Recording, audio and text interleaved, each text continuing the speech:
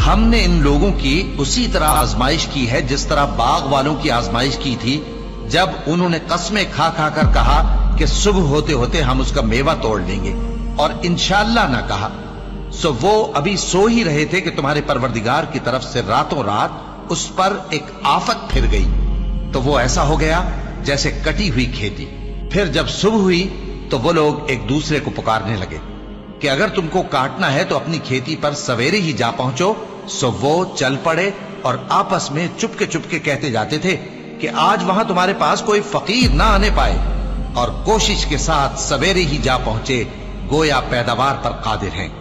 फिर जब उन्होंने बाग को देखा तो वीरान, कहने लगे कि हम रास्ता भूल गए हैं, नहीं बल्कि हम बेनसीब हो गए। एक जो उनमें समझदार था बोला, क्या मैंने तुमसे नहीं कहा था कि तुम तस्बीह क्यों नहीं करते? दूसरे कहने लगे कि हमारा परवरदिगार पाक है, बेशक हम ही कसूरवार थे। फिर लगे एक दूसरे की तरफ रुख करके मलामत करने, कहने लगे हाय शामत, हम ही हद से बढ़ गए थे। उम्मीद है कि हमारा परवरदिगार इसके बदले में हमें इससे बेहतर बाग इनायत करे।